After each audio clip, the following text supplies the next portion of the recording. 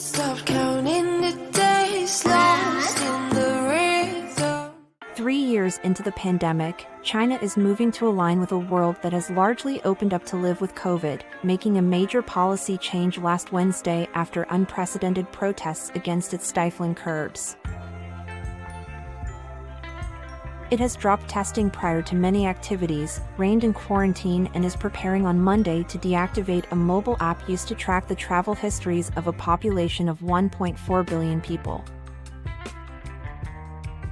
Authorities continue to urge mask wearing and vaccinations, particularly for the elderly.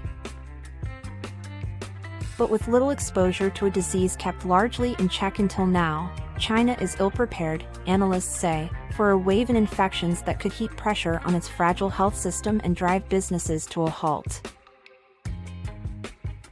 Lily Li, who works at a toy company in the southern manufacturing hub of Guangzhou, said several employees, as well as staff at suppliers and distributors, had been infected and were at home isolating themselves. Basically everybody is now simultaneously rushing to buy rapid antigen test kits but has also somewhat given up on the hope that COVID can be contained, she said. We have accepted that we will have to get COVID at some point anyway. In Beijing, the capital, about 80 people huddled in the cold outside a fever clinic in the upmarket district of Chaoyang as ambulances zipped past. Reuters witnessed similar queues outside clinics in the central city of Wuhan, where COVID-19 first emerged 3 years ago. The numbers of patients waiting to be admitted into emergency and fever clinics were growing. A doctor who works in a respiratory department at a Beijing hospital was quoted by the state-backed Global Times newspaper on Sunday as saying, "In recent weeks, local cases have been trending lower since a late November peak of 40,052, official figures show, however. Sunday's tally of 8,626 was down from 10,597 new cases the previous day. But the figures reflect the dropping of testing requirements, say analysts, while Chinese health experts have warned of an imminent surge." In comments on Monday in the state-backed newspaper Shanghai Securities News, Zhang Wenhong, head of a team of experts in the commercial hub, said the current outbreak could peak in a month, though an end to the pandemic might be 3 to 6 months away.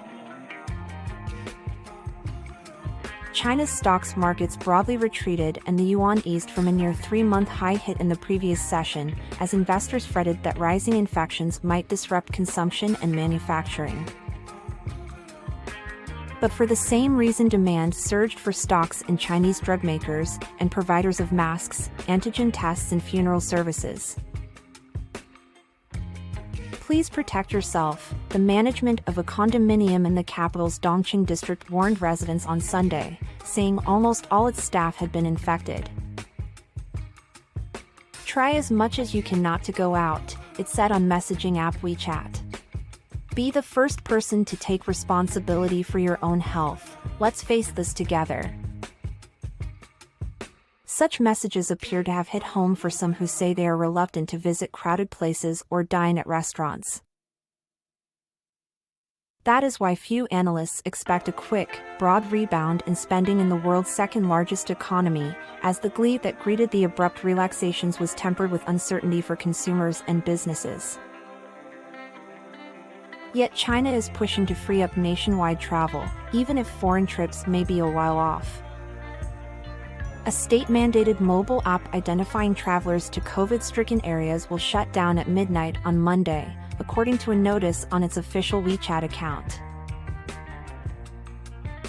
The number of domestic flights available across China exceeded 7,400, nearly double from a week ago, flight tracker app VariFlight showed.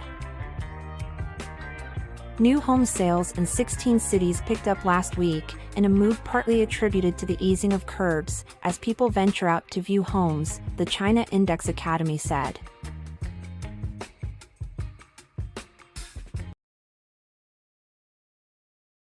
Rivian pauses plans to make electric vans in Europe with Mercedes-Benz. Rivian said Monday it was pausing plans to manufacture electric commercial vans in Europe and would no longer pursue the agreement it made with Mercedes-Benz just 3 months ago. We've decided to pause discussions with Mercedes-Benz vans regarding the Memorandum of Understanding we signed earlier this year for joint production of electric vans in Europe, Rivian CEO RJ Scaringe said, noting the company was pursuing the best risk-adjusted returns on its capital investments.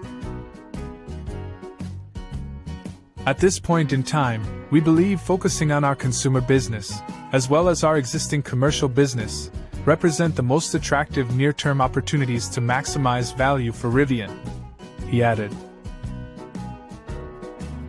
The US-based electric vehicle manufacturer said it remains open to exploring future work with Mercedes-Benz at a more appropriate time for Rivian. The companies signed their original Memorandum of Understanding in September. Mercedes-Benz said Rivian's decision would not impact the timeline of its electrification strategy or the planned ramp-up of its new electric vehicle manufacturing site in Żar, Poland. Exploring strategic opportunities with the team at Rivian in the future remains an option, Matthias Geisen, the head of Mercedes-Benz Vans, said.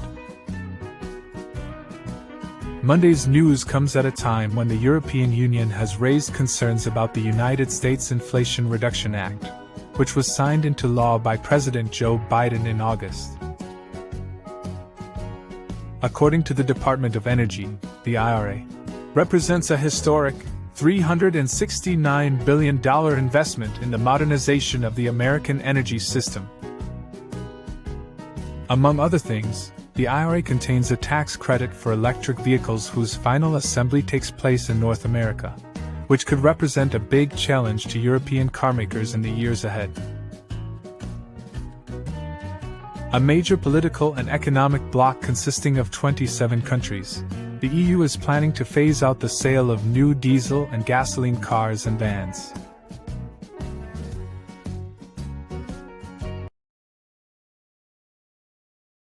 Zelenskyy renews diplomacy, Biden signals air defenses a priority.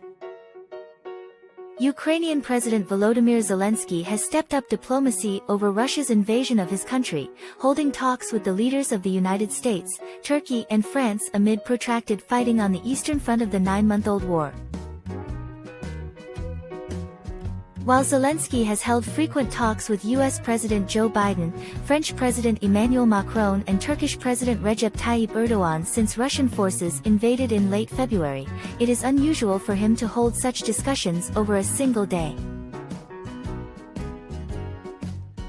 "We are constantly working with partners," Zelenskyy said in his nightly video address, adding that he expects some important results in the coming week from a series of international events that will focus on the situation in Ukraine. German Chancellor Olaf Scholz is due to convene an online meeting with G7 leaders and European Union foreign ministers on Monday to try and agree on further sanctions on Russia and additional aid or arms deliveries to Ukraine. "I expressed gratitude for another security package. We discussed further defense cooperation, protection and maintenance of our energy sector. Successive Russian missile and drone attacks have destroyed much of the country's energy infrastructure, leaving millions of civilians without power and heating at a time when temperatures are at or below freezing." Zelenskyy said he had thanked Biden for the unprecedented defense and financial assistance the United States had provided and talked about Ukraine's need for effective anti-aircraft defense systems to protect its people. "We also appreciate the help that the USA is providing to restore Ukraine's energy system," he said. He said Ukraine would be participating in the G7 meeting and that following the call Kyiv had coordinated our positions with America. In a statement afterwards, the White House said Biden stressed the U.S. was making efforts to boost Ukraine's air defenses a priority. The energy crunch also formed a key part of Zelenskyy's earlier discussions with France's Macron and Turkey's Erdogan. Zelenskyy described his more than one-hour conversation with Macron as very meaningful and covering defense, energy, economy, diplomacy. Meanwhile, he also thanked Turkey for providing shelter to Ukrainian children and deploying hundreds of generators to cities across the country. The Ukrainian president also said he and Erdogan discussed the possible expansion of the grain export deal that opened up Ukrainian ports for exports in July after a 6-month de facto Russian blockade. Turkey, which acted as a mediator in peace talks in the early months of the war, worked alongside the United Nations on that agreement. Erdogan's office said the Turkish leader also spoke to Russian President Vladimir Putin on Sunday and had called for a quick end to the conflict. Putin last week warned of a protracted war, speaking of Moscow's near-total loss of trust in Western countries, which he said would make an eventual settlement over Ukraine much harder to reach. Macron has championed diplomacy in the conflict but has unnerved Kyiv, some allies, and the Baltic countries with what they see as his mixed messages.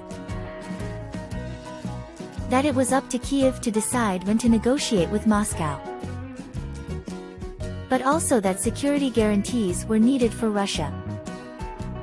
The EU foreign ministers will discuss a 9th package of sanctions that could add almost 200 more individuals and entities to the EU's sanctions list, as well as an additional €2 billion for arms deliveries to Ukraine. There are no ongoing peace talks and no end in sight to the deadliest conflict in Europe since World War II. Moscow shows no signs of being ready to respect Ukraine's sovereignty and pre-war borders, saying the 4 regions it claims to have annexed from Ukraine in September are part of Russia forever. The government in Kyiv has ruled out conceding any land to Russia in return for peace. On the ground in Ukraine, soldiers are dug in along the front line in the east amid continued shelling, and Zelenskyy said over the weekend that Russian attacks had left the eastern Ukrainian city of Bakhmut in ruins. The situation remains very difficult in several frontline cities in eastern Ukraine's Donetsk and Luhansk provinces, which together make up the provinces of the industrial Donbass, where Moscow-backed separatists have fought Kyiv since 2014.